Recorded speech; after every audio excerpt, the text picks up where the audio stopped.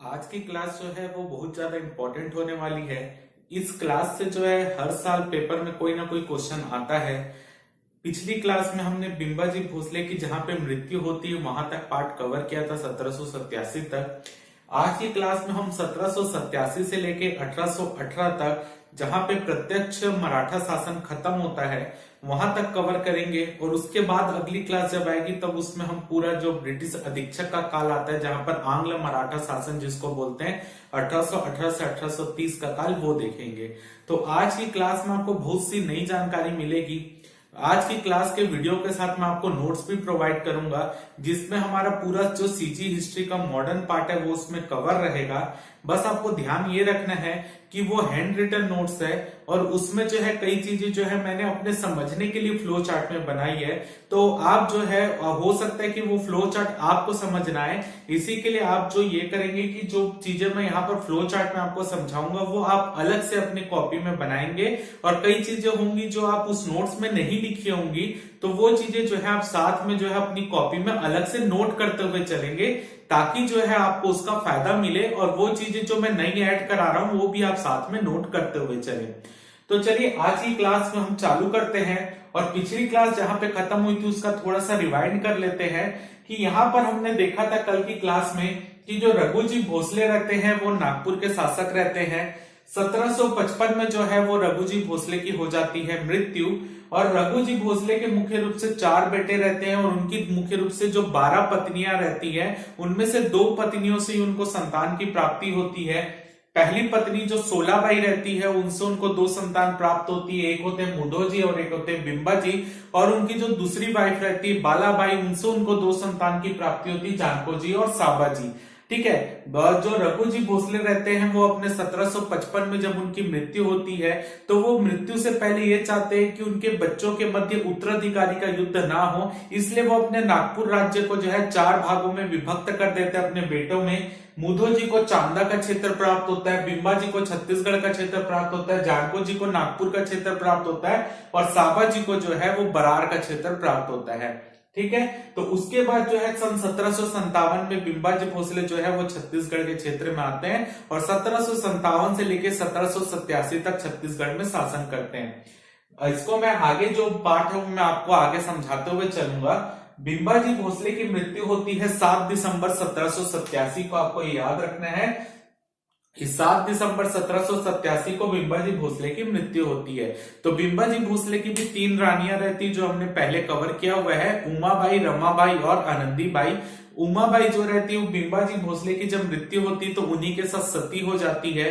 रमाबाई जो रहती है वो अपने मायके चले जाती है, जबकि आनंदीबाई जो रहती है वो छत्तीसगढ़ की बागडोर को संभाल लेती है। तो आनंदीबाई जो रहती है वो 1787 से लेकर 1788 तक छत्तीसगढ़ की शासिका बने रहती है।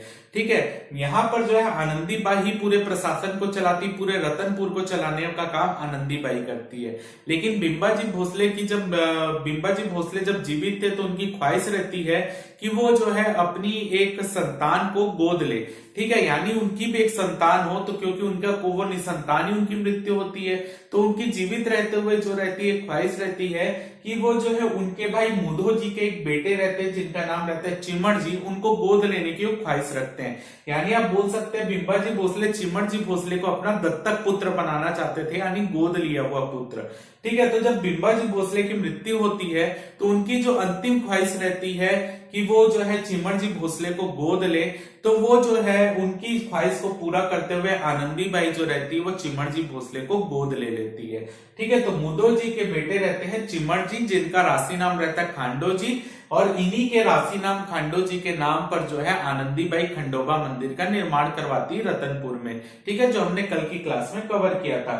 तो आनंदीबाई 1787 से 1788 तक निष्पक्ष रूप से शासन करते रहती है और वो अपने पति बिंबाजी भोसले की ख्वाहिश को पूरा करने के लिए चिमर जी भोसले को गोद लेती है और उनको छत्तीसगढ़ का कार्यभार सौंप देती है। लेकिन यहाँ पर आपको ध्यान देने वाली बात यह है कि आनंदीबाई जो रहती है वो चिमर जी को गोद तो ले लेती है और छत्तीसगढ़ का शासन भी सौंप देती है, लेकिन उनको ये बोलती कि आप छत्तीसगढ़ ना आए बल्कि आप नागपुर से रहते हुए ही शासन करें, यानी वो नागपुर में रहकर शासन करे। तो आप बोल सकते हो कि आनंदीबाई चिमर जी भोसले को छत्तीसगढ़ का कार्यभार तो सौंपती, लेकिन उनको जो है केवल नाम मात्र का शासक बनाती है, उनको छत्तीसगढ़ आने नहीं देती, बल्कि उनको बोलती है आप नागपुर में रहिए और नागपुर में रहकर ही छत्तीसगढ़ का शासन करें। तो आप सीधा समझ सकते हैं कि शासन का कार्यभार अभी भी किसके हाथ में था, आनंदीबाई के हाथ में था। तो चिमर जी भोसले केवल नाम मात्र के शासक छत्तीसगढ़ के लिए बनते, वो कभी छत्तीसगढ़ आते भी नहीं, वो नागपुर में रहते हुए छत्तीसगढ़ के शासन को संभालते हैं। तो चिमर जी भोसले का कार्यकाल अब 1788 से 1789 केवल 4 महीने का ही कार्यकाल रहता है। दिसंबर के आसपास इनको कार्यभार सौंपा जाता है चिमर जी भोसले को, तो केवल 4 महीने का कार्यकाल रहता है 1788 से 1789। तो इनका 4 महीने का कार्यकाल क्यों है उसको हम समझ लेते हैं कि मुधो जी भोसले के जो रहते हैं वो मुख्य रूप से 3 बेटे रहते हैं, चिमर जी भोसले, वेंकोजी भोसले और रघु जी, जो मुख्य रूप से द्वितीय। तो जो मुख्य रूप से मुधो जी भोसले के 3 बेटे हैं, चिमर जी भोसले जो कि छत्तीसगढ़ आ गए थे, वेंकोजी भोसले यानी चिमर जी भोसले छत्तीसगढ़ के शासक बन गए थे, एक थे वेंकोजी भोसले जो सबसे छोटे थे और सबसे बड़े थे रघु जी द्वितीय। तो यहाँ पर जो है सन 1788 में आपको ध्यान देना पड़ेगा इसको स्टोरी में कि सन 1788 में जो है 88 में मुधो जी भोसले की भी मृत्यु हो जाती है। तो मुधो जी भोसले के सबसे बड़े बेटे कौन थे, रघु जी द्वितीय। तो छत्तीसगढ़ नागपुर का शासन किसके पास आएगा, रघु जी द्वितीय के पास, क्योंकि जानको जी से सन 1777 में नागपुर का शासन हड़प लिया था मुधो जी भोसले ने, क्योंकि जानको जी की मृत्यु हो गई थी, तो शासन संभाल लिया था मुधो जी भोसले ने। तो 1788 तक जो है मुधो जी भोसले नागपुर के शासक बने रहे, लेकिन जब 1788 में मुधो जी भोसले की मृत्यु होती है तो नागपुर का शासन चला जाता है रघु जी द्वितीय के पास। ठीक है, तो जो चिमर जी भोसले रहते हैं वो भी नागपुर के शासक बनना चाहते हैं, और अगर आप देखे जाए तीनों बेटों में सबसे निपुण बेटा जो था मुधो जी भोसले का, वो चिमर जी भोसले ही था जो असली में शासक बनने के योग्य था।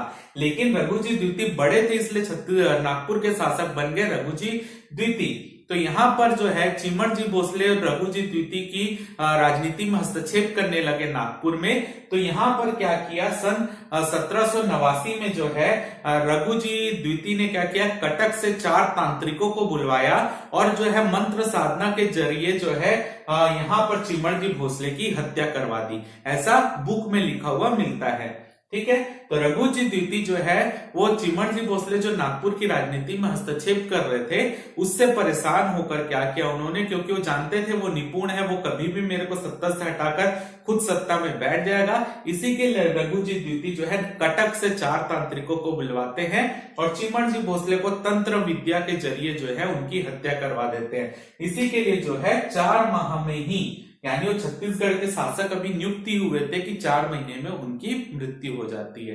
क्लियर है यहाँ तक? तो अगर आपसे पेपर में पूछा जाता है, क्रम पूछा जाता है कि किस तरीके से यहाँ पे शासकों का क्रम रहा है, तो बिंबाजी भोसले के बाद आनंदीबाई के बाद चिमर जी भोसले, ठीक है। उसके बाद आगे चलकर वेंकोजी भोसले छत्तीसगढ़ के शासन का कार्यभार मतलब उनको मिलता है। तो क्रम आपको हमेशा याद रखना है, सबसे पहले बिंबाजी भोसले, फिर आपका आनंदीबाई, फिर चिमर जी भोसले, फिर वेंकोजी भोसले। ठीक है, तो ये जो क्रम है आपको हम पेपर में पूछा जाता है तो आपको याद रखना है कि इस क्रम के बारे में। इसके अलावा जो है अभी एक क्वेश्चन मैं आपको आगे और बताऊंगा, उससे भी आप समझेंगे। अब यहाँ पर क्या होता है, चिमर जी भोसले की मृत्यु हो गई, यानी शासन का कार्यभार फिर किसके पास आ गया, आनंदीबाई के पास ही आ गया। ठीक है, तो क्योंकि इस समय नागपुर के शासक कौन बन गए थे, रघु जी द्वितीय बन गए थे, और वो चाहते थे कि वो एक छत्र राज करे, उनके ऊपर कोई ऐसा ना हो कि उनके कोई क्षेत्र जो है, क्योंकि छत्तीसगढ़ भी तो नागपुर राज्य के अंतर्गत ही था, तो रघु जी द्वितीय चाहते थे कि वो पूरे नागपुर राज्य का जो 4 भागों में बंटवारा हुआ था वो पूरे नागपुर राज्य को एक छत्र संभाले। इसी के लिए वो क्या कर रहे थे, उनकी ये कोशिश थी कि यहाँ पर जो है जो आनंदीबाई शासिका बनी हुई है उनको आनंदीबाई को पद से हटा दिया जाए। ठीक है। लेकिन क्योंकि बिंबाजी भोसले के जो शासन काल रहा था वो काफी अच्छा रहा था और लोगों की सहानुभूति भी जो थी वो भी आनंदीबाई के साथ थी, इसी के लिए जो आनंदीबाई को तुरंत वहां से हटा देना संभव नहीं था। तो यहाँ पर रघुजी द्वितीय क्या करते हैं, एक व्यक्ति रहता है यशवंत कालू, यशवंत कालू के नेतृत्व में अपनी एक सैनिक टुकड़ी भेजते हैं रतनपुर की ओर और बोलते हैं, मुख्य रूप से यशवंत कालू को सूबेदार बनाकर भेजते हैं कि आप जाओ आनंदीबाई को पद से हटाओ और वहां पे सूबा शासन चालू करके आप वहां पर सूबेदार बनकर रहो। अब यशवंत कालू के नेतृत्व में एक सैनिक टुकड़ी आती है, लेकिन आनंदीबाई की जो सेना बन रहती है रतनपुर में वो हरा देती है यशवंत कालू को और यशवंत कालू हार कर वापस चला जाता है नागपुर। तो आपको याद रखना है कि रघुजी द्वितीय ने सर्वप्रथम यशवंत कालू के नेतृत्व में एक सैनिक टुकड़ी भेजी थी कि वो जाकर आनंदीबाई को पद से हटाए और स्वयं वहां जाकर सूबेदार बनकर रहे। लेकिन यशवंत कालू की जब हार हो जाती है तब जो मुख्य रूप से रघुजी द्वितीय रहते हैं, अब वो यहाँ पर दिमाग लगाते हैं और ये बोलते हैं कि अब छत्तीसगढ़ की सत्ता को हथियाना है।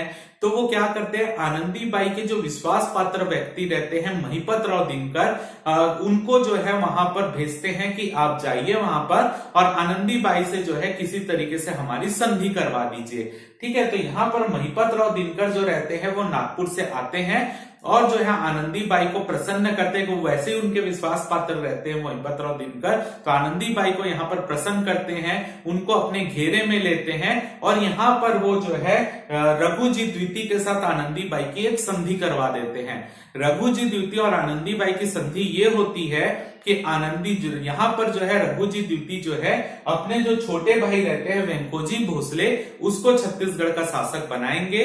क्योंकि यहाँ पर आपको ये भी समझना पड़ेगा वो क्यों छत्तीसगढ़ में वेंकोजी भोसले को भेज रहे हैं, क्योंकि वो नागपुर की राजनीति में वेंकोजी भोसले का कोई हस्तक्षेप नहीं चाहते थे। लेकिन वेंकोजी भोसले वो अपना भाई था उसके प्रति वफादार रहता है और वो कभी नहीं चाहता था कि नागपुर की राजनीति में वो हस्तक्षेप करे। लेकिन रघुजी द्वितीय शक्की आदमी था, उसको यह डर था कि वेंकोजी भोसले राजनीति में हस्तक्षेप करेगा, इसी के लिए वो वेंकोजी भोसले को साइड करने के लिए उनको छत्तीसगढ़ का शासक यहाँ पर नियुक्त करके भेजना चाहते थे। लेकिन यहाँ पर जो है महिपत राव दिनकर सबसे, क्योंकि उनको भी डर था डायरेक्ट वेंकोजी भोसले को भेज देंगे तो आनंदीबाई तो वहां शासन करने नहीं देगी, इसलिए महिपत राव दिनकर यहाँ पर आते हैं और रघुजी द्वितीय की संधि करवा देते हैं आनंदीबाई से और इसमें यह शर्त स्वीकार करते हैं कि आनंदीबाई ये शर्त स्वीकार कर लेती है कि यहाँ पर जो है सूबेदारी शासन चालू होगा, वेंकोजी भोसले यहाँ के प्रमुख बनेंगे और सूबेदारी शासन के अंतर्गत यहाँ विभिन्न सूबेदार आएंगे और वो जो है आनंदीबाई की सलाह पर ही काम करेंगे। यानी आनंदीबाई अब शासिका नहीं रहेगी, लेकिन वहां पर जो भी रतनपुर में काम होगा या छत्तीसगढ़ में जो भी काम होगा वो आनंदीबाई की सलाह पर ही होगा। इस तरीके की संधि करवा देते हैं वो महिपत राव दिनकर किसके मध्य, रघुजी द्वितीय के मध्य और आनंदीबाई के मध्य।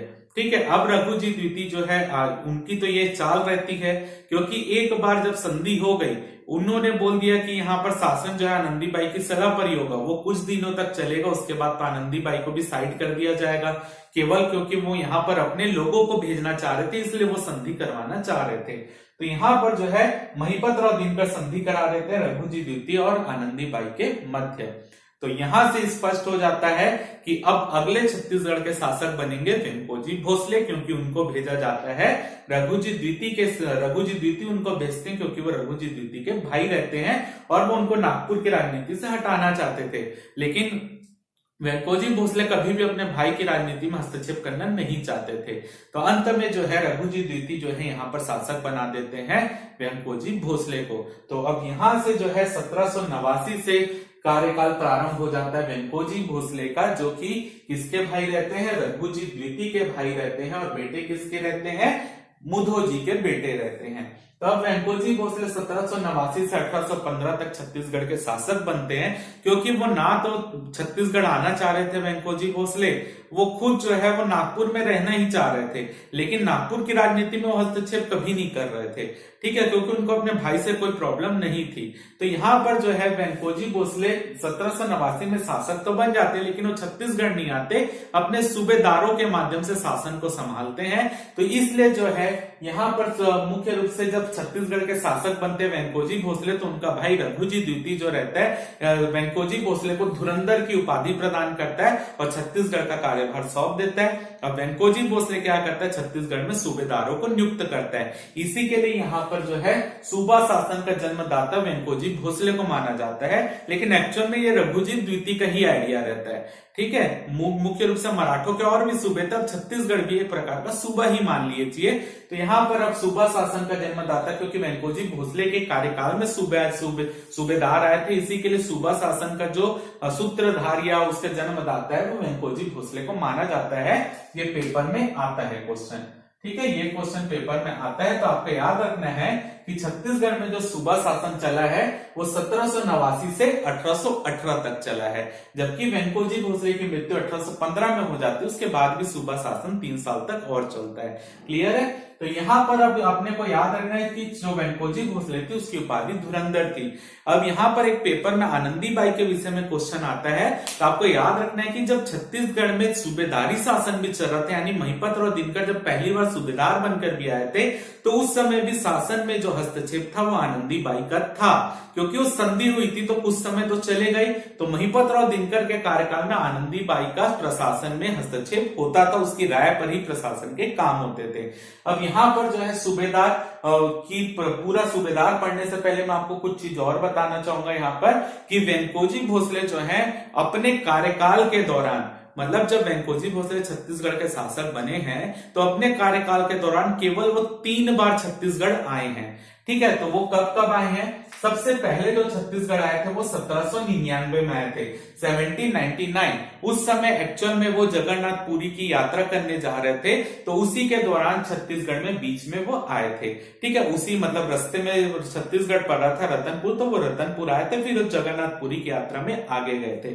तो पहली बार आए हैं 1799 में, दूसरी बार आए थे 1808 में। ठीक है, तो 1808 में दूसरी बार छत्तीसगढ़ आए थे। एक्चुअल में वो रतनपुर ही आए थे, तो रतनपुर में आए तो कुछ समय वो बीमार पड़ गए, तो कुछ दिन तक छत्तीसगढ़ यानी रतनपुर में रहे थे। तीसरी बार वो छत्तीसगढ़ आए 1811 में, उस समय वो वाराणसी की तरफ तीर्थ यात्रा में जा रहे थे, तो उस समय वो तीसरी बार आए। यानी वेंकोजी भोसले अपने जीवन काल में जब वो छत्तीसगढ़ के शासक रहे तो केवल 3 बार ही छत्तीसगढ़ आए हैं, 1799, 1808 और 1811 में। 2 बार तीर्थ यात्रा के लिए आए थे, जबकि 1 बार एक्चुअल रतनपुर में आए थे। ठीक है, तो यहाँ पर जब वो रतनपुर की यात्रा किए थे, वाराणसी की तीर्थ यात्रा में जा रहे थे, तो जब वो रतनपुर आए थे तो उनके द्वारा यहाँ पर कुछ चीजें बनवाई गई थी। रतनपुर किले के गणेश दरवाजे का निर्माण करवाया गया। ठीक है, हमने कल पढ़ा था बिंबाजी भोसले रतनपुर के किले का सेमर दरवाजा बनवाया था, लेकिन जो वेंकोजी भोसले ने गणेश दरवाजे का निर्माण कराया था, क्योंकि वो भी टूट गया था। ठीक है, जहां पर आगे हम कल पढ़े था आनंदीबाई, फिर वहीं पे उसके आगे लक्ष्मी नारायण मंदिर बनवाई थी, तो वो सब पढ़े थे। तो गणेश दरवाजे को रतनपुर किले के अंदर जो गणेश दरवाजा उसका पुनर्निर्माण करवाया था वेंकोजी भोसले ने, और रतनपुर किले के अंदर ही एक मंदिर का निर्माण कराया था जिसको महामाया मंदिर के नाम से जाना जाता है, यानी किले के अंदर ही एक मंदिर बनवाया था। ठीक है, तो ये जो कुछ है वेंकोजी भोसले ने ये सब चीजों का निर्माण कराया और ये उनकी यात्राओं का विवरण है। अब हम यहाँ पर देखते हैं कि जो वेंकोजी भोसले स्वयं तो छत्तीसगढ़ नहीं आए थे शासन करने, वो सूबेदारों को नियुक्त कर रहे थे, तो इसलिए जो है इनको सूबेदारी शासन का जन्मदाता भी कहा जाता है। तो अब देखते हैं कि छत्तीसगढ़ में कौन कौन से सूबेदार रहे हैं। तो यहाँ पर हम जो देखने जा रहे हैं, हम ये देख रहे हैं कर्नल एगन्यू के अनुसार। कर्नल एगन्यू ने बताया है कि उनकी रिपोर्ट के अनुसार छत्तीसगढ़ में टोटल 8 सूबेदार रहे हैं। तो हम जो ये सूबेदार पढ़ रहे हैं उसका कंटेंट हमने कहां से लिया है? कर्नल एगन्यू के प्रशासनिक प्रतिवेदन से, कि उनके अनुसार छत्तीसगढ़ में टोटल 8 सूबेदार रहे हैं। अब जैसे कि मैंने आपको बताया था कि महिपतराव दिनकर संधि कराने यहाँ पर आया था, उसको रघुजी द्वितीय ने भेजा था, तो वेंकोजी भोसले ने क्या किया, महिपतराव दिनकर क्योंकि वहां संधि कराया था, उसके आनंदीबाई से अच्छी खासी पट भी रही थी, इसी के लिए उन्होंने पहला सूबेदार महिपतराव दिनकर को ही नियुक्त किया। तो छत्तीसगढ़ में क्या पहला सूबेदार है? महिपतराव दिनकर। पेपर में आता है क्वेश्चन कि पहला सूबेदार कौन है, तो महिपतराव दिनकर है, जिसका कार्यकाल 1789 से 1790 के बीच रहा। कई बुक में 1788 से 90 भी मिल जाता है, क्योंकि 1788 में वो यहाँ पर आ गए थे संधि करवाने के लिए। ठीक है, तो यहाँ पर आपको याद रखना है कि उनका कार्यकाल 1789 से 90 है महिपतराव दिनकर, जो पेपर में अधिकतर क्वेश्चन आता है कि किस सूबेदार के काल में कौन सा यूरोपीय यात्री यात्रा में आया था, तो इसको भी आप एक अलग से नोट कीजिएगा कि किसके काल में कौन आए हैं। तो सबसे अगर हम देखें महिपत और दिनकर के कार्यकाल में 2 यूरोपीय यात्रियों ने यात्रा की थी। बुक में केवल एक यूरोपीय यात्री का नाम मिलता है, लेकिन एक्चुअल में 2 यूरोपीय यात्रियों ने यात्रा की थी इस समय। पहले थे लेकी जो है इस समय कलकत्ता से नागपुर की यात्रा में जा रहे थे, तो बीच में वो आरंग के रीवा ग्राम जो है वहां पर रुके थे। तो यहाँ पर जो है उन्होंने बताया था कि आरंग के निकट ही जो है रीवा ग्राम के निकट एक बौद्ध स्तूप भी उन्होंने देखा था, अपनी यात्रा विवरण में बताया। जब अभी आरंग में खुदाई हो रही थी रीवा ग्राम में, तो वहां पर वो बौद्ध स्तूप पाया भी गया है। ठीक है, तो आपको याद रखना है वो वर्णन जो है लेकी ने अपने यात्रा वृत्तांत में किया था जब वो कलकत्ता से नागपुर जा रहे थे।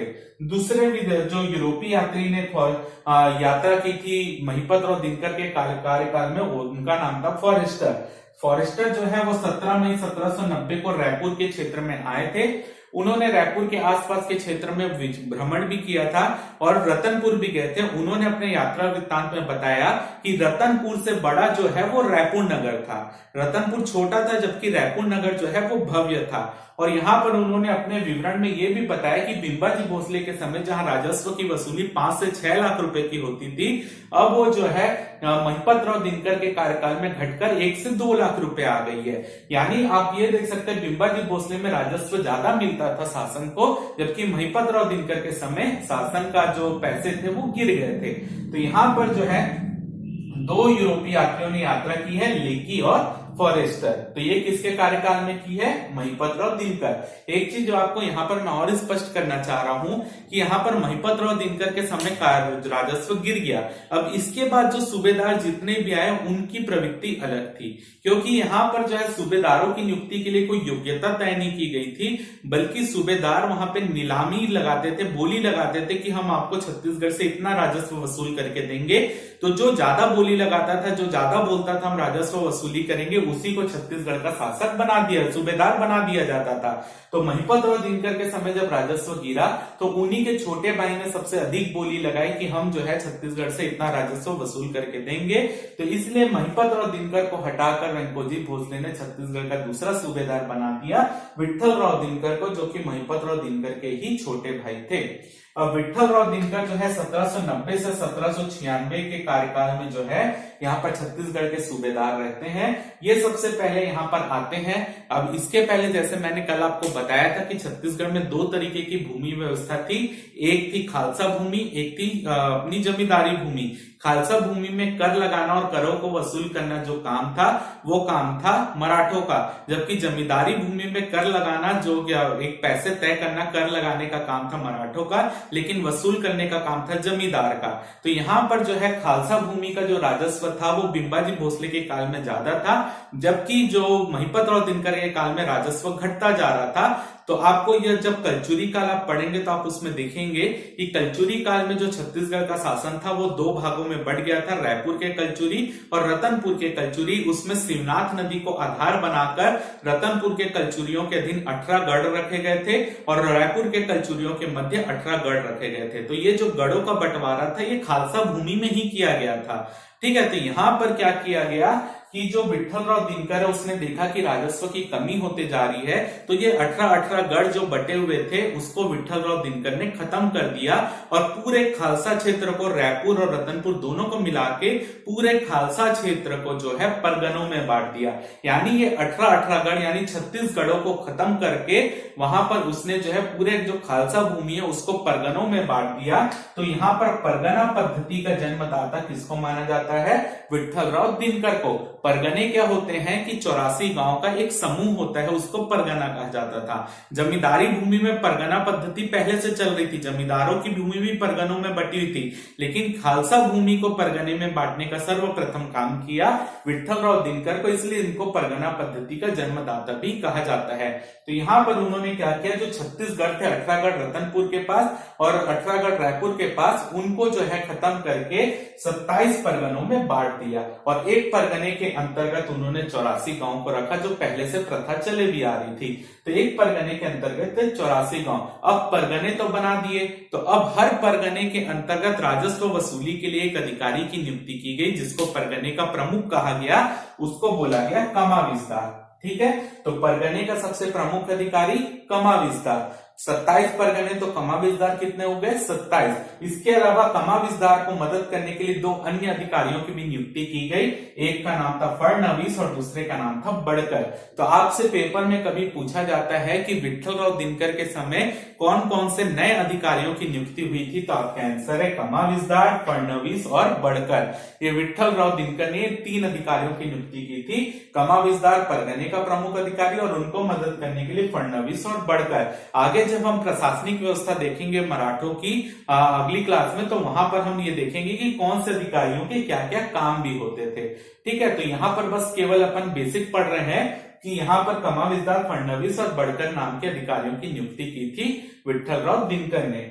अब यहाँ पर जो है आपको एक चीज और पूछ सकता है कि गढ़ों को समाप्त किसने किया था, क्योंकि गढ़ों को समाप्त करके ही तो परगने बना रहा था विठ्ठलराव दिनकर।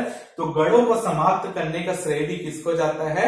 विठ्ठलराव दिनकर को जाता है। परगने को स्टार्ट करने का श्रेय किसको जाता है? खालसा भूमि भी, वो भी विठ्ठलराव दिनकर को जाता है। अब यहाँ पर जो है विठ्ठलराव दिनकर के कार्यकाल में एक यूरोपीय यात्री ने छत्तीसगढ़ की यात्रा की थी, उसको भी हम देख लेते हैं। उनका नाम है जेटी ब्लंट, या मिस्टर ब्लंट के नाम से भी जानते हैं, या इनका पूरा नाम है जेटी ब्लंट। जेटी ब्लंट जो है वो 13 मार्च 1795 को रतनपुर आते हैं। उसके बाद जो है 31 मार्च 1795 को रायपुर जाते हैं। तो यहाँ पर कैप्टन ब्लंट जो है मुख्य रूप से वो क्यों आए रहते हैं? उनको अंग्रेजों के द्वारा भेजा जाता है कि वो जो है बस्तर के क्षेत्र से होते हुए महाराष्ट्र, हैदराबाद और उड़ीसा के लिए मार्ग की खोज करे। ठीक है, तो ये मुख्य रूप से बस्तर से होते हुए महाराष्ट्र जाने का और उड़ीसा जाने के रास्ते की खोज के लिए आए थे, क्योंकि उस समय जो था पूरा घूम के जाना पड़ता था महाराष्ट्र से उड़ीसा। तो वो छत्तीसगढ़ के बस्तर से अगर हम उसको रास्ता निकाले तो वो दूरी कम पड़ती थी। इसी के लिए कैप्टन ब्लंट को भेजा गया था कि वो जाकर जो है वहां पर रास्ते की खोज करे। तो भोपालपट्टनम के पास वो जाना चाहते थे, क्योंकि वहीं से रास्ते की खोज प्रारंभ करनी थी। लेकिन वहां पर जो है आदिवासी जो रहते थे, उन्होंने कैप्टन ब्लंट का विरोध किया और उनको इंद्रावती नदी पार करके भोपालपट्टनम जाने ही नहीं दिया, जिसको हम भोपालपट्टनम के विद्रोह के नाम से जानते हैं। जो कैप्टन ब्लंट को जो है वो इंद्रावती नदी पार कर भोपालपट्टनम जाने से रोकने के लिए किया गया था। ठीक है, कुछ विद्रोह नहीं हुआ था, बस जाने नहीं दिया था। तो इसी को हम भोपालपट्टनम का विद्रोह के नाम से जानते हैं, जो कि 1795 में हुआ था। बोल सकते हैं विठ्ठलराव दिनकर के कार्यकाल में ही हुआ था। ठीक है, तो यहाँ पर कैप्टन ब्लंट जो है वो भोपालपट्टनम नहीं जा पाता और वहीं से फिर वो वापस चले जाते हैं। बाकी छत्तीसगढ़ की पूरी यात्रा वो करते हैं। तो कैप्टन ब्लंट किसके कार्यकाल में है? विठ्ठलराव दिनकर के कार्यकाल में। तो ये था पूरा विठ्ठलराव दिनकर का कार्यकाल। अब हम तीसरे सूबेदार की ओर बढ़ते हैं, जो कि है भवानी कालू। भवानी कालू जो है 1796 से 1797 तक जो है वो छत्तीसगढ़ के सूबेदार बनते हैं। लेकिन भवानी कालू जैसे क्या करते हैं, वो खुद नागपुर में ही रहना चाहते हैं और अपने प्रतिनिधि को जो है यहाँ पर भेजकर बोलते हैं हम वो शासन करेगा। तो वैसा जो है भवानी कालू जैसे अभी तक मैनकोजी भोसले कर रहे हैं, खुद नागपुर में और सूबेदार बना रहे हैं। अब ये सूबेदार भी क्या कर रहे हैं कि वो खुद नागपुर में रहना चाह रहे हैं, अपने प्रतिनिधि को भेज दे रहे हैं वहां पर। तो यहाँ पर जो है भवानी कालू जो है कोडो विष्णु नाम के या कोडो विष्णु नाम के व्यक्ति को अपना प्रतिनिधि बनाकर छत्तीसगढ़ भेज देते हैं और खुद नागपुर में बैठे रहते हैं, जिसके कारण इनको पद से हटा दिया जाता है। तो आपको ये नाम बहुत कम जगह मिलेगा, आप याद रखिएगा कि भवानी कालू ने कोडो विष्णु या कोडो विष्णु नाम के व्यक्ति को अपना प्रतिनिधि बनाकर छत्तीसगढ़ भेजा था। और उसको जो है, क्योंकि भवानी कालू स्वयं नहीं आ रहे हैं, इसलिए जो वेंकोजी भोसले रहते हैं वो भवानी कालू को पद से हटा देते हैं, क्योंकि या तो आप जाके वहां पे शासन करें, आप अपने प्रतिनिधि को नहीं भेज सकते।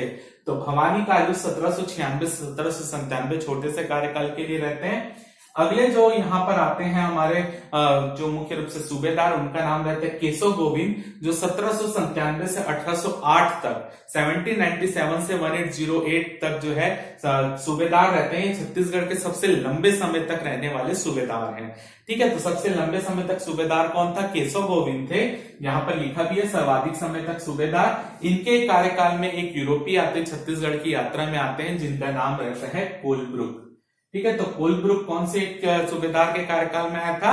वो आया था केशव गोविंद। तो आप अपनी कॉपी में जो नोट्स रहेगा आप साइड में लिख लीजिएगा कि कौन से सूबेदार के कार्यकाल में कौन सा यूरोपीय यात्री था एक जगह, ठीक है। महिपातराव दिनकर के समय लेकी फॉरेस्टर, विठलराव दिनकर के समय कैप्टन ब्लंट और केशव गोविंद के समय कोलब्रुक। क से कम मिलाइए आपका आंसर बन जाएगा। और अधिकतर वन लाइनर में केशव गोविंद का कोलब्रुक ही पूछा जाता है, ठीक है। तो केशव गोविंद के काल में जो है छत्तीसगढ़ में बहुत जगह विद्रोह हुए थे, वो देख लेते हैं कहां कहां पे विद्रोह हुए थे।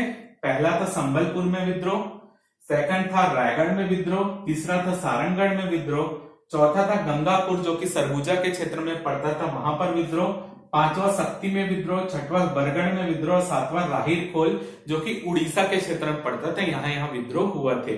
तो फिर से मैं बोल दे रहा हूं, संबलपुर का विद्रोह, रायगढ़ का विद्रोह, सारंगगढ़ का विद्रोह, गंगापुर का विद्रोह, शक्ति का विद्रोह, बरगढ़ का विद्रोह और राहिर खोल का विद्रोह। तो अधिकतर पेपर में किस तरीके के क्वेश्चन 2 साल लगातार आया था कि मराठा काल में छत्तीसगढ़ में कहां कहां आक्रमण हुए थे। तो हमने कल देखा था बिंबा जी के काल में भी हमने देखा था कौन कौन सी जमींदारियों में आक्रमण हुआ था, प्रॉब्लम आई थी, यहां पर भी देख लिया। तो पूरे को मिलाकर एक साथ पूछ दिया जाता है कि मराठा काल में कहां कहां आक्रमण हुए थे। तो आप एक काम कीजिएगा, जो बिंबा जी के समय हमने जो भी पढ़ा जहां जहां आक्रमण हुए थे उसको, और ये केशव गोविंद के काल में जो आक्रमण हुए थे उसको एक जगह लिख लीजिएगा, इनमें से ही कोई ऑप्शन में आता है, ठीक है। इसके अलावा जो है बिंबा जी भीखा जी केशव गोविंद के समय जो है आनंदीबाई की मृत्यु होती है 1801 में। यहाँ पर महिपातराव दिनकर के समय तो आनंदीबाई का बोलबाला रहता है, लेकिन समय समय पर जाते जाते जो है आनंदीबाई जो रहती है अपनी शक्ति को खोते चली जाती है और केवल नाम मात्र की रानी बनी हुई रहती है। एक्चुअल में पूरा काम तो सूबेदार ही कर रहे हैं, तो उनकी राय भी लेना धीरे धीरे बंद कर देते हैं और आनंदीबाई की मृत्यु 1801 में हो जाती है। उस समय जो सूबेदार रहते हैं वो रहते हैं केशव गोविंद। इसके अलावा केशव गोविंद के समय पिंडारियों का भी आक्रमण होता है छत्तीसगढ़ में। पिंडारी एक्चुअल में अमरकंटक के पिंडरा क्षेत्र से छत्तीसगढ़ में प्रवेश करते हैं, यहाँ पर आक्रमण करने आते हैं रतनपुर में, लेकिन कुछ भी लूट कर नहीं ले जा पाते केशव गोविंद के समय, ठीक है। तो ऐसा भी माना जाता है जो पिंडारी जो है मुख्य रूप से पिंडरा के क्षेत्र में रहते थे, इसी के लिए जो है मतलब उस क्षेत्र का नाम पिंडरा पड़ा पिंडारी से, ठीक है। तो यहाँ पर पिंडारी मुख्य रूप से दक्षिण भारत के पठान थे जो कि छत्तीसगढ़ को मुख्य रूप से लूटने आते थे। कई जगह आक्रमण किया उन्होंने लूट के मुद्दे से, तो दक्षिण भारत के पठानों को पिंडारी कहते थे जो लूट के उद्देश्य से जगह जगह पर विद्रोह करते थे, ठीक है। अगले जो यहाँ पर सूबेदार बनकर आते हैं वो है बीकाजी गोपाल या भीकाजी गोपाल भी बोलते हैं। इनका कार्यकाल 1808 से 1816 के मध्य रहता है। बीकाजी गोपाल का कार्यकाल बहुत इंपॉर्टेंट है क्योंकि इसके समय जो रहता है वेंकोजी भोसले जो छत्तीसगढ़ के शासक रहते हैं उनकी मृत्यु हो जाती है 1815 में, ठीक है। वेंकोजी भोसले की मृत्यु होती है 1815 में। रघुजी द्वितीय जो नागपुर के शासक बने रहते हैं उनकी मृत्यु हो जाती है 1816 में, ठीक है। वेंकोजी भोसले की मृत्यु 1815, रघुजी द्वितीय की मृत्यु 1816। अब वेंकोजी भोसले की जब मृत्यु होती है तो उस समय जो है वेंकोजी भोसले का जो है मुख्य रूप से जो बेटा रहता है उसका नाम रहता है अप्पा साहब, ठीक है। वेंकोजी भोसले की मृत्यु होने पर वेंकोजी भोसले का बेटा रहता है अप्पा साहब, और अप्पा साहब को जो है छत्तीसगढ़ का मुख्य रूप से प्रबंधक बना दिया जाता है, आप बोल सकते हैं, क्योंकि यहाँ पर बीकाजी गोपाल का तो शासन चलता ही रहता है सूबेदार के रूप में, और वेंकोजी भोसले की मृत्यु होती तो अप्पा साहब केवल 14 साल के उस समय रहते हैं और अल्पवयस्क उस समय। तो इसके कारण क्या करते हैं अप्पा साहब को छत्तीसगढ़ का प्रबंधक बना देते हैं, लेकिन शासन की बागडोर जो रहती है वो बीकाजी गोपाल के पास ही रहती है, ठीक है। तो अप्पा साहब जो रहते हैं वो प्रबंधक बनकर बीकाजी गोपाल के समय ही आ जाते हैं, ठीक है। और इसका बीच बीच में वो बीकाजी गोपाल के शासन का विरोध करके स्वयं भी वहां का पूरा शासन अपने हाथ में ही लेना चाहते हैं, ठीक है। तो उसको हम अप्पा जी भोसले का एक पूरा डिटेल हम जो है आज की क्लास में अलग से कवर करेंगे। तो अभी आगे बढ़ते हैं। अप्पा साहब को छत्तीसगढ़ की बागडोर संभाल लेते हैं इस समय, वो हम पढ़ेंगे, ठीक है। इस समय सरगुजा विवाद होता है, सरगुजा में विवाद होता है, ये भी अप्पा साहब के द्वारा ही होता है। बीकाजी गोपाल शासन में रहते हैं, अप्पा साहब के द्वारा इसका विरोध भी होता है सरगुजा रियासत का, वो भी हम अप्पा जी का कार्यकाल अभी पढ़ेंगे तो उसमें डिटेल में देखेंगे। इस समय जो रहता है छत्तीसगढ़ में पिंडारियों का फिर से आक्रमण होता है। अगर कभी पेपर में क्वेश्चन आता है कि पिंडारियों का आक्रमण छत्तीसगढ़ में कब हुआ, तो अगर ऑप्शन में केशव गोविंद और बीकाजी गोपाल दोनों आते हैं तो आपको जो है बीकाजी गोपाल को आंसर लेना है, क्योंकि यहाँ पर जब पिंडारियों का आक्रमण हुआ तो बीकाजी गोपाल के समय वो रतनपुर से सभी चीजों को लूट कर भी लेके गए थे। बाद में जब दोबारा आक्रमण बीकाजी गोपाल के काल में हुआ तो बीकाजी गोपाल ने पिंडारियों को हराकर खत्म कर दिया था। तो यहाँ पर बीकाजी, अगर पेपर में दोनों ऑप्शन आ रहे हैं तो बीकाजी गोपाल लेना, अगर एक ही ऑप्शन आ रहा है तो केशव गोविंद को आप लेके बना सकते हैं। ठीक है, तो अगर यहाँ पर देखें तो पिंडारियों का आक्रमण जो है वो बीकाजी गोपाल के समय भी होता। बीकाजी गोपाल ने पिंडारियों को खत्म करने का प्रयास भी किया था और बीकाजी गोपाल जो है वो अप्पा साहब के द्वारा पद से भी हटाए गए थे। क्यों हटाए गए तो उसको मैं बेसिक बता देता हूं कि जब अप्पा साहब जो है छत्तीसगढ़ की बागडोर उनको मिलती है, जब 1815 में वेंकोजी भोसले की मृत्यु हो जाती है तो छत्तीसगढ़ की बागडोर जो है अप्पा साहब भोसले को मिलती है, प्रबंधक बनते हैं वो। लेकिन अप्पा 1816 में देखें तो रघुजी द्वितीय की भी मृत्यु हो जाती है और रघुजी द्वितीय की मृत्यु होती है तो अप्पा साहब की महत्वाकांक्षा जागती है कि वो जो है वो नागपुर के शासक बने। क्योंकि रघुजी द्वितीय की जब मृत्यु होती है तो रघुजी द्वितीय के बेटे जो रहते हैं परसोजी भोसले, उनको नागपुर का शासक बनाया जाता है। लेकिन परसोजी भोसले जो रहते हैं वो बहुत बीमार रहते हैं, उनको पूरा राइट साइड जो है लकवा मारा रहता है, पैरालाइज रहते हैं। ठीक है, और उनको जो है खड़े होने में भी दिक्कत रहती, तो ये अपने महल में ही रहते थे। तो परसोजी भोसले जो रहते हैं उनको नागपुर का शासक बनाते हैं। तो अप्पा साहब ये चाहते थे कि वो जब परसोजी भोसले नागपुर के शासक बने तो वो उनके संरक्षक के रूप में वहां पर काम करे। ठीक है, तो इसलिए वो नागपुर चले जाते हैं छत्तीसगढ़ को छोड़कर और वहां संरक्षक बनने का प्रयास करते हैं, क्योंकि उनको पता रहता है परसोजी भोसले ज्यादा दिन तक जीवित नहीं रहेंगे और ये जैसे ही मरेंगे वो नागपुर के पूरे राज्य को हथिया लेंगे। इसलिए वो नागपुर चले जाते हैं। तो वो नागपुर चले जाते हैं तो उनको नागपुर हथियाने के लिए अंग्रेजों से सहायक संधि करने की आवश्यकता पड़ेगी। तो सहायक संधि से के लिए जो है, क्योंकि परसोजी भोसले की मृत्यु होगी तो उसके अन्य लोग भी है वहां पर शासन करने के लिए, लेकिन अप्पा साहब को शासन चाहिए तो उनको मदद चाहिए रहती है अंग्रेजों से।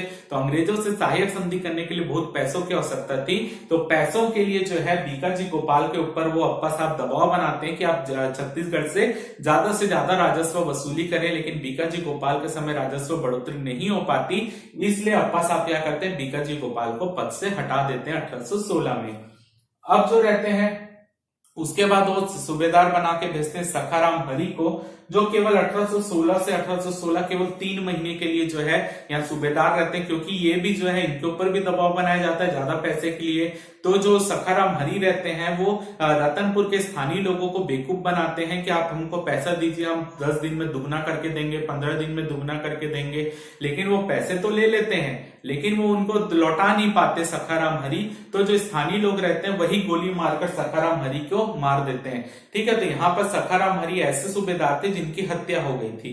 ठीक है, सखाराम हरि के बाद सीताराम तात्या यहाँ के सूबेदार बनते हैं छत्तीसगढ़ के, जो कि केवल 8 महीने के लिए रहते हैं, 1816 से 1817 तक 8 महीने। ये भी ज्यादा पैसे नहीं दे पाते, पद से हट जाते हैं। फिर अंतिम जो सूबेदार बनकर आते हैं वो है यादवराव दिनकर, जो कि 1817 से 1818 तक सूबेदार रहते हैं और ये छत्तीसगढ़ के अंतिम सूबेदार रहते हैं। इसके बाद छत्तीसगढ़ का शासन जो है ये ब्रिटिश अधीक्षकों को सौंप देते हैं। तो यहाँ पर अगर आपसे पेपर पूछा जाए छत्तीसगढ़ का अंतिम सूबेदार कौन था, तो यादवराव दिनकर। अभी हम अप्पा साहब वाला पार्ट पढ़ेंगे तो उसमें हम डिटेल में देखेंगे कि यहाँ पर जो है छत्तीसगढ़ का शासन क्यों ब्रिटिश अधीक्षकों के हाथ में गया। तो आपको याद रखना है ये 8 सूबेदारों के नाम क्रम से जमाने भी आते हैं अधिकतर पेपर में। तो महिपत राव दिनकर, विठल राव दिनकर, उसके बाद भवानी कालू, फिर केशव गोविंद, बीकाजी गोपाल, सखाराम हरि, सीताराम तात्या और यादवराव दिनकर या दिवाकर। तो ये 8 सूबेदार का कार्यकाल यहाँ पर हम कंप्लीट किए हैं। अब हम यहाँ पर आप इसका स्क्रीनशॉट ले लीजिए। अब हम यहाँ पर आगे पढ़ेंगे कि अप्पा जो साहब थे उनका कार्यकाल किस तरीके से रहा, वो किस तरीके से अंग्रेजों का से सहायक संधि के, किस तरीके से अंग्रेजों का सहयोग किया और अंत में अंग्रेजों का ही विरोध किस तरीके से किए। तो ये पार्ट अब हम कवर करने जा रहे हैं, तो आप इसका जब तक स्क्रीनशॉट ले लीजिए।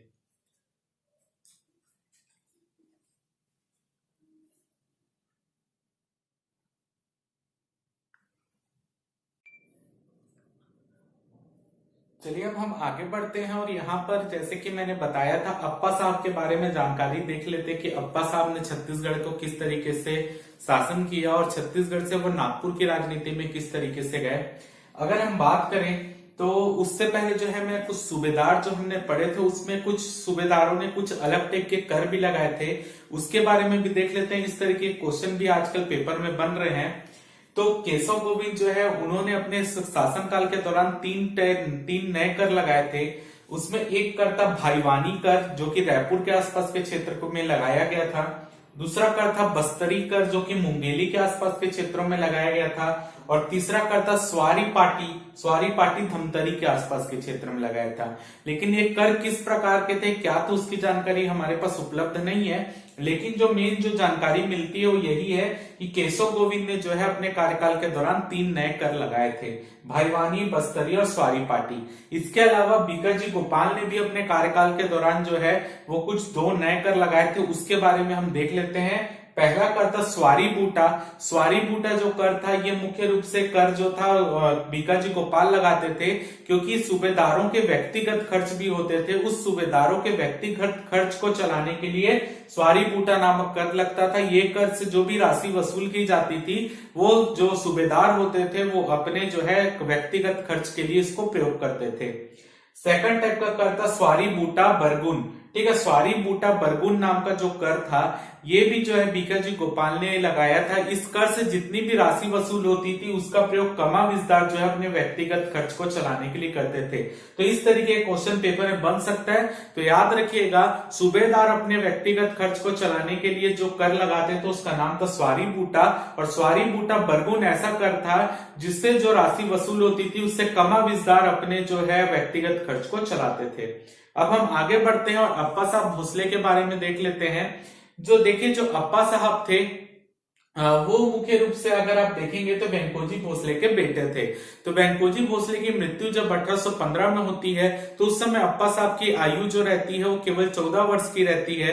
तो उनको छत्तीसगढ़ का मुख्य रूप से शासक नहीं बनाया जाता, प्रबंधक के रूप में उनको बनाया जाता है। लेकिन जो मेन शासन की कार्यभार रहता है वो बीकाजी गोपाल जो सूबेदार रहते हैं वही संभालते रहते हैं। तो अप्पा साहब अपने आप को प्रूफ करने के लिए सबके सामने कि वो जो है सत्ता संभाल सकते हैं, वो क्या करते थे, अपनी सेना लेकर जाते थे और आसपास के सरगुजा के आसपास के क्षेत्रों में हमला करते रहते थे। जो मैंने बताया था बीकाजी गोपाल के समय सरगुजा में, गंगापुर में विद्रोह हुआ था, तो अप्पा साहब अपनी सेना लेकर जाते थे और वहां पे विद्रोह करते रहते थे। क्योंकि सरगुजा जमींदारी जो थी वो अपने आप को स्वतंत्र रूप घोषित करने चाह रही थी, तो उस समय जमींदार समय पर विद्रोह करता था, तो अप्पा साहब जाकर उस विद्रोह को शांत करवाए थे। ठीक है, तो यहां से उनके गुणों का पता चलता था कि वो सेना का नेतृत्व भी कर सकते हैं। तो वो साबित करने के लिए सरगुजा गए थे। ठीक है, तो अप्पा साहब जो है 1815 में छत्तीसगढ़ में प्रबंधक के रूप में आ गए। लेकिन क्या था उस समय, जैसे कि मैंने बताया था, रघुजी द्वितीय के जो बेटे थे परसोजी भोसले जो थे वो अक्सर बीमार रहते थे। जब 1816 में रघुजी द्वितीय की मृत्यु हुई थी तो उसके बाद परसोजी भोसले, क्योंकि उनके बेटे थे, तो वो जो है नागपुर के शासक बने थे। तो यहाँ पर जो है परसोजी भोसले बीमार रहते थे, ठीक से खड़े भी नहीं हो पाते थे, उनको आंखों से दिखना भी कम हो गया था, उनका राइट जो तरफ है वो भी लकवा मार गया था, पैरालिसिस था उनको। तो जिसके कारण जो परसोजी भोसले को मतलब अधिक समय तक तो शासन नहीं कर सकते थे और शासन स्वयं नहीं संभाल सकते थे, इसलिए उनको शासन को चलाने के लिए संरक्षक की आवश्यकता थी।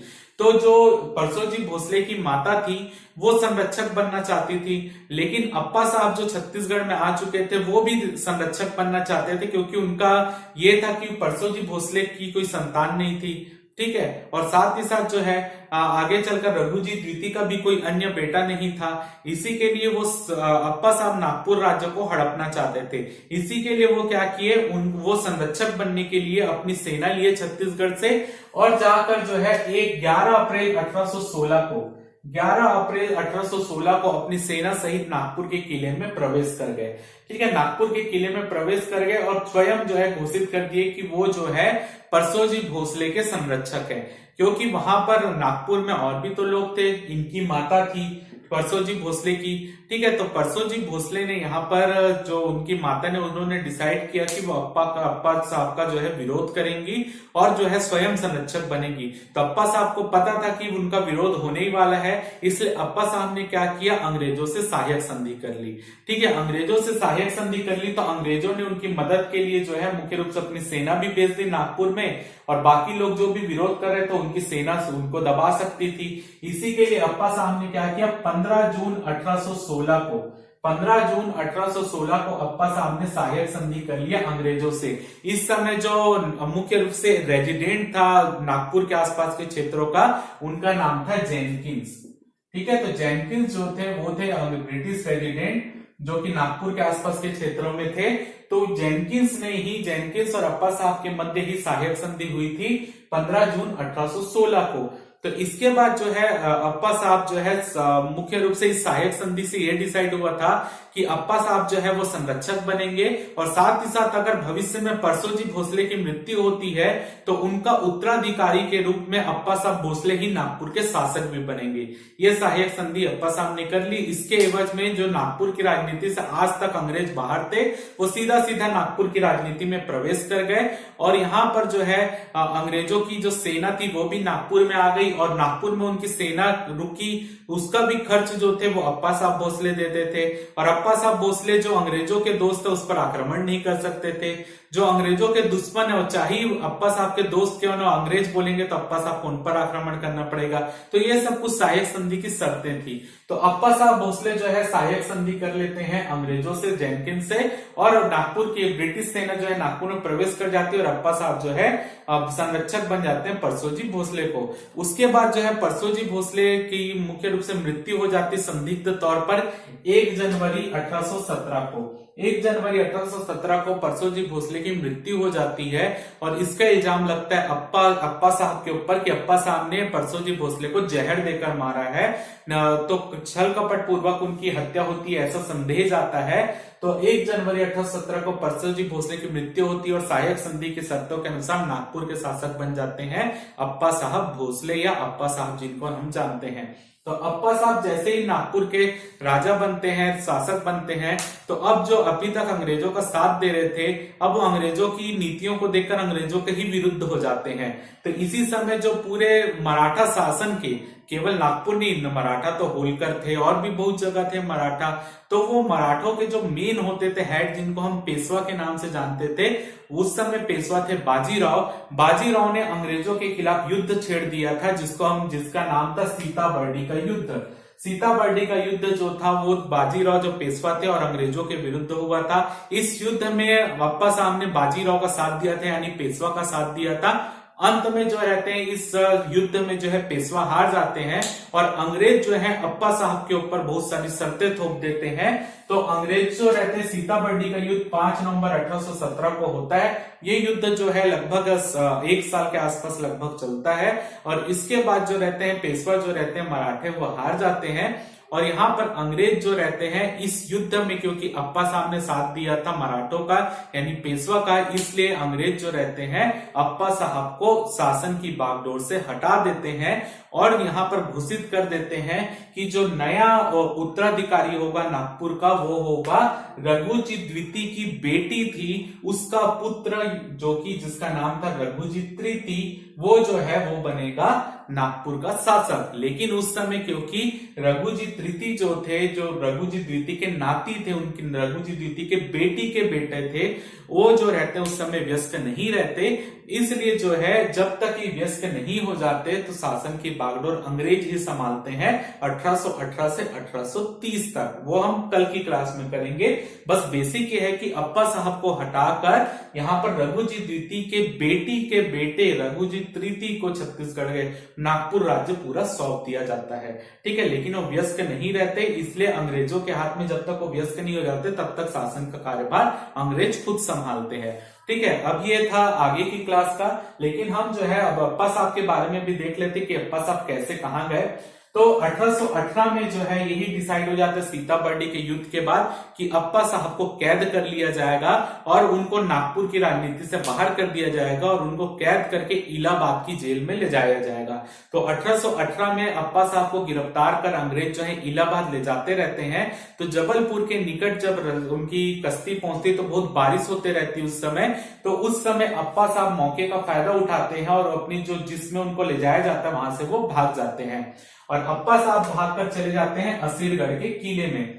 ठीक है, असीरगढ़ के किले में अप्पा साहब चले जाते हैं, लेकिन जब इसकी सूचना अंग्रेजों को लगती कि अप्पा साहब जो है वो असीरगढ़ के किले के आसपास है, क्योंकि अंग्रेजों ने उस समय घोषणा कर दी थी अप्पा साहब हमको चाहिए, क्योंकि उनको पता था कि ये जीवित रहेंगे तो उनका विरोध करेंगे ही। तो अप्पा साहब को जीवित या मृत पकड़ने के लिए 1 लाख रुपए की इनामी राशि रखी जाती उस समय के हिसाब से। तो यहाँ पर जो है असीरगढ़ के किले में छुपते हैं, तो इसकी सूचना जो है अंग्रेजों को लग जाती कि असीरगढ़ के किले में अप्पा साहब है। तो अब वो जो है अंग्रेज पूरे असीरगढ़ के किले को जाकर घेर लेते हैं। तो वहां पर अप्पा साहब अपना जो भेष रहता है उसको बदल लेते हैं और फकीर के भेष में आते हैं और वो उस जगह से भी फरार हो जाते हैं। यानी असीरगढ़ के किले से भी फकीर बनकर जो है अप्पा साहब फरार हो जाते हैं। इसके बाद अप्पा साहब जो है अलग अलग जगहों पर भटकते रहते हैं समय समय पर, और 4 साल बाद वो घूमते फिरते लाहौर के क्षेत्र में पहुंचते हैं। और लाहौर में उनका ये था कि वो जो उस समय वहां के जो शासक थे वो थे रंजीत सिंह। उनका मन ये था कि मतलब उनका मानना ये था कि रंजीत सिंह उनको शरण देंगे और वो वहीं पर दरबार में रहेंगे। लेकिन रंजीत सिंह को ये डर था कि कहीं ऐसा तो नहीं अंग्रेज इस अप्पा साहब के कारण हम पर आक्रमण कर दे, इसलिए रंजीत सिंह इनको शरण देने से मना कर देते हैं। तब अप्पा साहब वहां से भी फरार हो जाते हैं और फिर जो है वो जाकर 1829 में जोधपुर में पहुंचते हैं, जहां के जोधपुर के शासक मान सिंह रहते हैं। वो अप्पा साहब को शरण देते हैं। तो अप्पा साहब जो है फिर मान सिंह के दरबार में ही रहते हैं, उन्हीं की शरण में। और उसके बाद जो है अंत में अप्पा साहब जो रहते हैं बहुत एक प्रकार से व्याकुल हो जाते हैं कि वो किस तरीके से अपना जीवन व्यतीत कर रहे हैं, ठीक है, किसी के अंडर में रहकर जीवन व्यतीत कर रहे हैं। तो 15 जुलाई 1840 का आखिर में जो मुख्य रूप से अप्पा साहब जो है अपने जीवन से मुख्य रूप से जीवन जीने का उनका पूरा जो मोह था वो भंग हो जाता है और स्वयं वो आत्महत्या कर लेते हैं। तो 15 जुलाई 1840 को जो है अप्पा साहब आत्महत्या करके अपने आप को खत्म कर लेते हैं। तो ये था कुछ अप्पा साहब का बैकग्राउंड, और हमने यहाँ पर जो कवर किया कि यहाँ पर किस तरीके से रघुजी तृतीय अब अगले नागपुर के शासक बनेंगे। तो ये हम अगली क्लास में कवर करेंगे कि रघुजी तृतीय जब नागपुर के शासक बने तो उस समय कैसे उनके अल्पवयस्क काल में जो है छत्तीसगढ़ में और पूरे नागपुर राज्य में ब्रिटिश शासन रहा। ये हम अगली क्लास में करेंगे। और उसके बाद जो हम कवर करेंगे कि जो छत्तीसगढ़ में मराठा कालीन प्रशासनिक व्यवस्था थी, कौन कौन से कर लगाए जाते थे। ये कर तो मैंने एक्स्ट्रा आपको बता दिया, इसको आप अपने कॉपी में आज ही नोट कर लीजिएगा। फिर हम कर देखेंगे, ब्रिटिश कालीन अधिकारी देखेंगे और ब्रिटिश कालीन भूमि राजस्व व्यवस्था को देखेंगे, जिससे पिछले साल पीएससी में क्वेश्चन आया था। वो पार्ट हम अब आने वाली क्लासों में कवर करने वाले हैं। तो आज की क्लास में मुख्य रूप से इतना ही था। तो उम्मीद करता हूं कि आपको कुछ नई चीज यहां पर देखने के लिए मिली होगी। तो फिलहाल आज की क्लास यहीं पर खत्म करते हैं, मिलते हैं अगली क्लास में।